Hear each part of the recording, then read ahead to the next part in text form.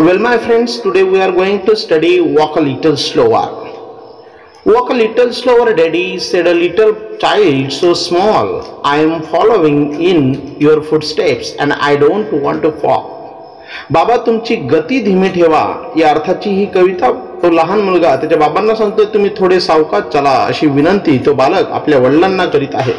तो म्हणतो तुमच्या पावलांवर पाऊल ठेवून मी चालत आहे आणि मला अडखळून पडण्याची इच्छा नाही.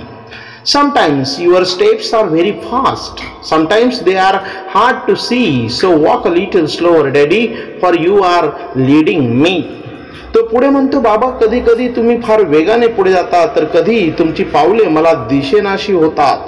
याचाच अर्थ असा की काही वेळा वडिलांची कृती त्यांचे वर्तन समजणं मुलाला कठीण वाटतं आणि अशा वेळी तो आपल्याला समजून सांगावे त्या स्वतःबरोबर सांभाळून पुढे न्यावे असं तो वडिलांना सुचवितो. Someday when I am all grown up, you are what I want to be.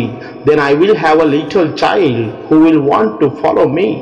बालक वडिलांना सांगतो मोठा झाल्यावर मला तुमच्यासारखे व्हायचे आहे आणि त्यावेळी माझे लहान मूल देखील त्याच्या वडिलांचे म्हणजे माझेच अनुसरण करणार आहे.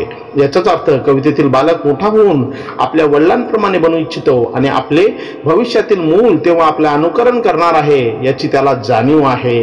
कारण प्रत्येक पुढची पिढी मागच्या पिढीचा आदर्श समोर ठेवत असते.